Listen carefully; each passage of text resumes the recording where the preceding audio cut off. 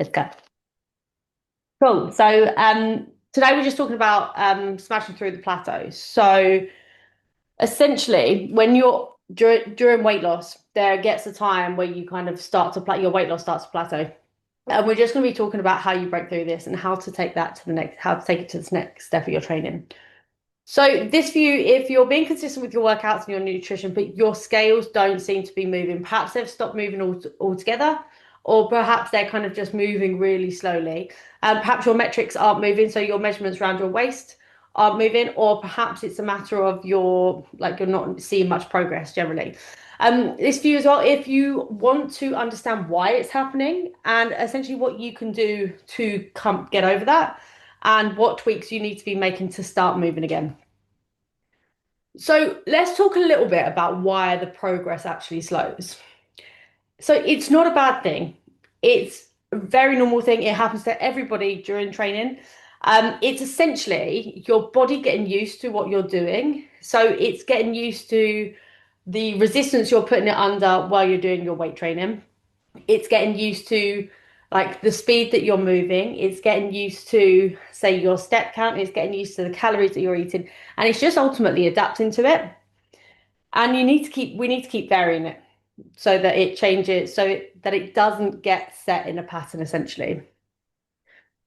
So if you start, sometimes you'll also find that you might start reaching a plateau when your consistency starts slipping a little bit. So whereas at the beginning you might have been really into it and you're really tight on your consistency, you're doing your workouts, you're making sure you're eating to your calories, you're making sure you're getting your steps, you're making sure you're like doing everything textbook, but then all of a sudden, like you're a couple of weeks into your workouts, and then you just start slipping a little bit. Perhaps you've had a few too many like crisps or something on a Friday night, and then after that, you kind of slowly go into that. Actually, I had a couple of crisps here. I'll have a few more here, or like we find that once you break that tight consistency, then you are more inclined to reach for the snacks or what necessarily used to be your weakness previously.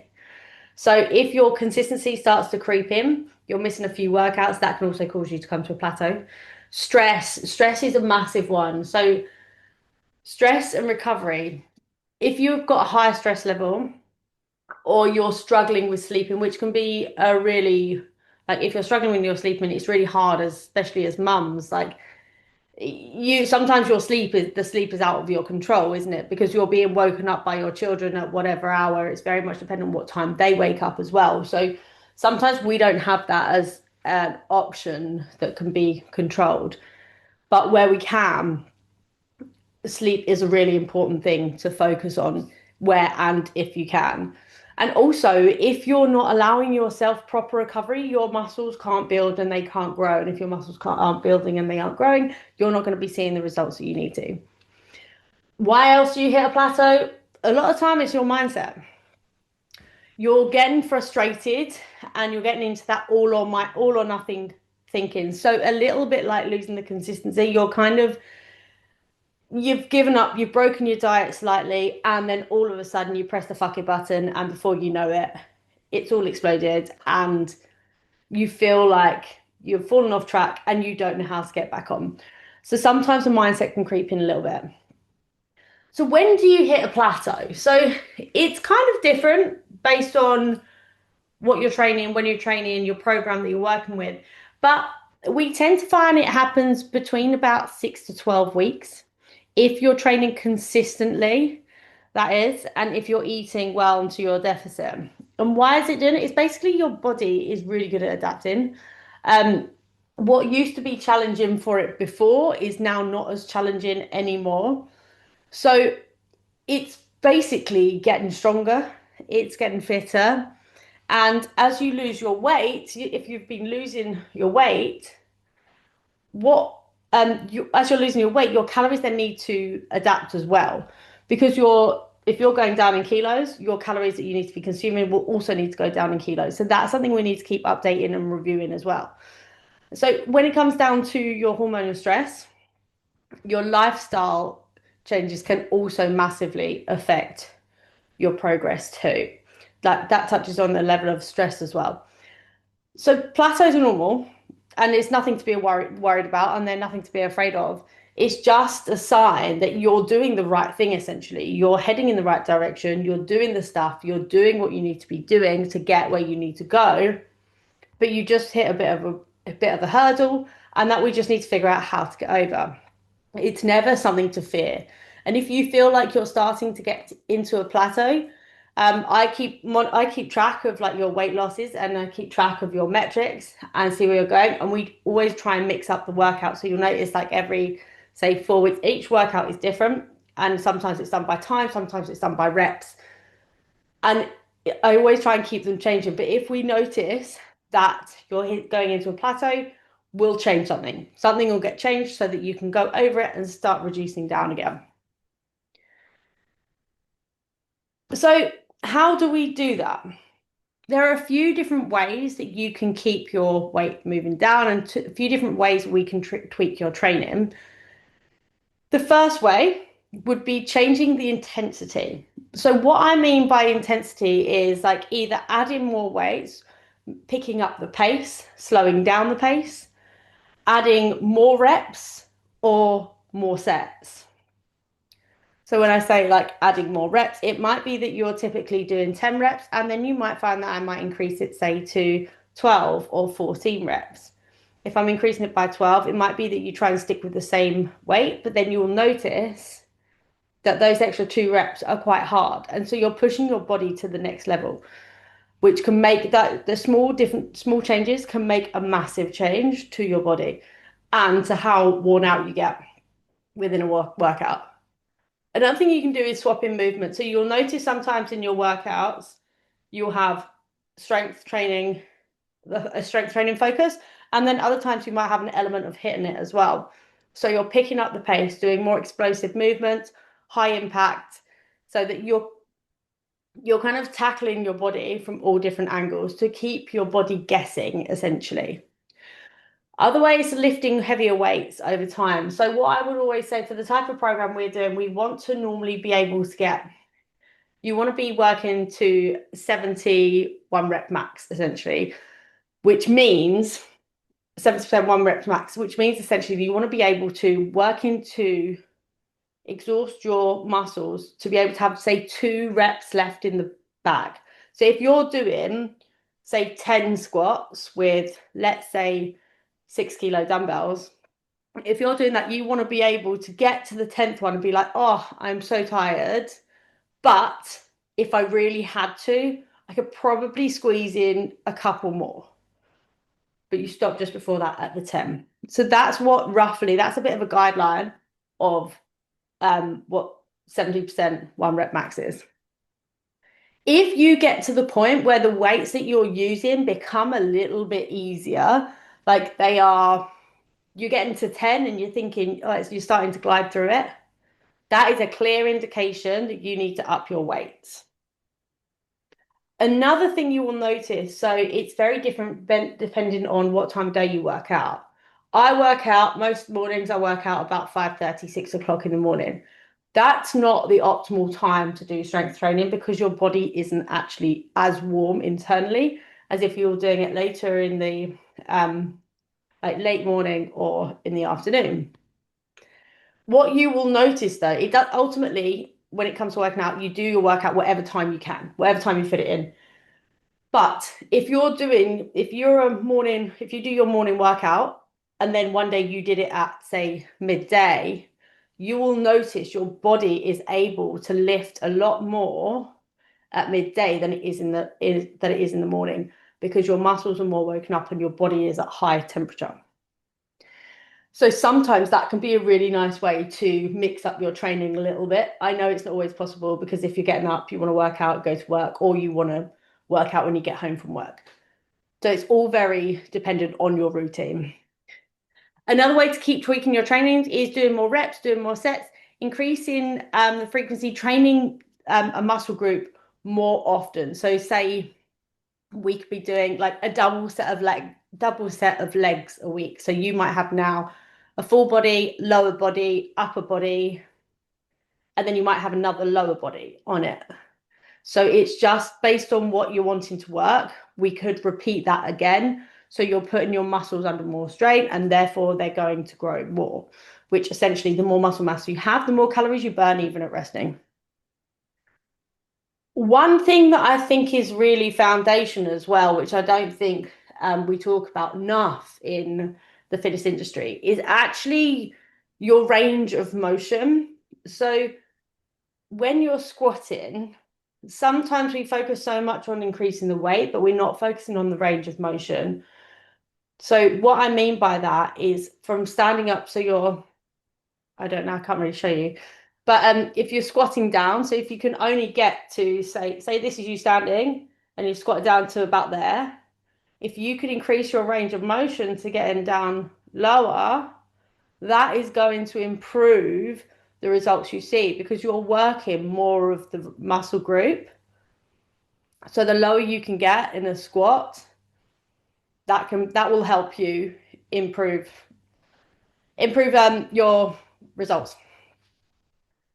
Nutrition adjustments. This is another way. So we touched on this a minute ago. So as you lose your weight, you will find your calories go down. And if your calories go down, the amount of food you need to eat also needs to go down. So we need to be reviewing your calorie deficit that you're in and keeping that up to date. I would normally typically say every 2 to 3 kilos, or like probably I actually normally do it about, let's say, 3 to 4 weeks, whatever comes sooner. Another way of helping you overcome plateau when it comes down to food is intermittent fasting. Now, I don't recommend this to everyone, but if you do find you're in a plateau, it can be that intermittent fasting will be really beneficial for you.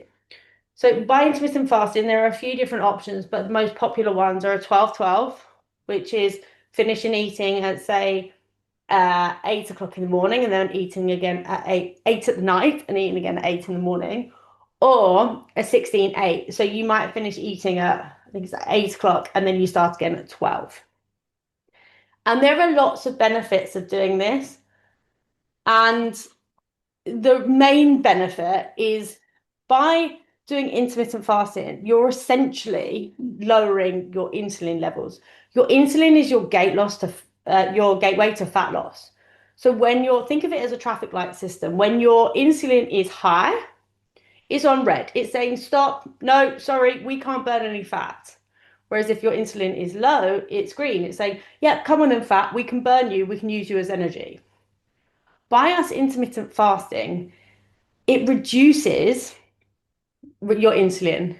And that means the gateway, the green light, is always on for fat burning. So that can be a really beneficial tool to use to kind of shock your body into starting to move the fat again. Dropping calories. Another option is dropping carbs. So again, exactly the same with intermittent fasting. Carbs, as soon as you eat carbs, your insulin levels spike. While your insulin levels are up here, red light is on, fat can't be burnt. Can't burn fat. You have to wait for it to drop. So if you're consistently eating carbohydrates, your insulin is going up and down. So it's like red light, green light, red light, green light, red light, green light. And it makes it harder for your body to consistently use fat as fuel. Protein. I talk a lot about protein because protein is foundation for your muscle growth. We need to be eating the right amount of protein based on your goal. If you are hitting your protein targets, then you will, like, your body will be replacing muscle mass, making sure that if you're in a deficit, that your body doesn't use muscle as energy, because muscle is a source of protein, which it can use as energy. So we need to be making sure you're hitting your protein goals, hitting your protein goals. If you come to a plateau, like your weight has reduced, it might be that you need to tweak your protein as well. So that's always something to keep up to date with. And mindset. Mindset is massive. So you kind of you need to be seeing these plateaus. When you reach a plateau or you feel like you're coming towards a plateau, that's your body feeding back information to you. That's not you having failed at doing anything, it's actually you doing really well at something. And it's almost that your body is saying, right, we've done really well so far. We need to change it up. Let's go again. So you just need to listen out for those signs as well. When it gets to hitting a plateau, people get really disheartened and people can get quite upset and get quite frustrated about it.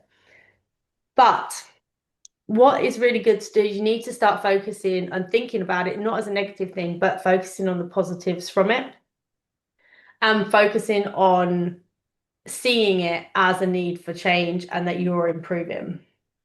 Because your body, a plateau means essentially that your body is getting stronger and that it is time to level up again. So, in a nutshell, they are the way is to break through a plateau. And I guess my one question to you is to you guys is what one thing, if you feel like you're reaching a plateau, or if you feel like you're in any way stuck, what is one thing that you could try this week and tweak it to improve? So whether that be intermittent fasting for a couple of days a week, um, whether that be reviewing your calories to make sure you are eating the right amount of calories to be in the deficit for your weight loss, making sure you're every day you're hitting your protein goals, and just making sure reviewing where you're currently at, reviewing if you need to make tweaks, if you do need to make tweaks, what should they be? Has anybody, I think that's everything. Has anybody got any questions on any of that? Or is everything clear? Yep, I've got a question, Ellie. Thanks for that. It was really great. I just wondered around recovery, how do you know when you've recovered and that your muscles, because it's important, isn't it, to have your Hmm. muscles grow, repair, break, repair. Yeah, How do you know when you're recovered to do the next workout? Because I'm so in the like Monday, Wednesday, Friday yeah, that I do wonder if sometimes I'm not giving my body a chance to have a bit of a rest, recover, and then push it yeah. again to the So, max. so the way we typically do the workouts is I stagger them. So that you shouldn't be using all your muscle groups at one time. So you'll notice you've got full Yes, body. So full body, legs, you'll use then your muscles. Then you get what lower body. So and then then when you're doing upper. lower body, your upper body's having a rest. Typically, you want to wait about 24, 48 hours is really Okay, optimal. so Like every other day should be okay. And yeah, then your lower body's working. When your lower body's working, your upper body's resting. Then the yeah, next day you'll find you have upper body and core.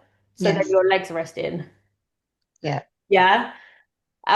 If you then go on to say do, I know sometimes you do another workout, don't you? You do like sometimes you go on a run. A mop, Or you, yeah, I'll mop up some of the exercises that I didn't have time for in yeah. my hour.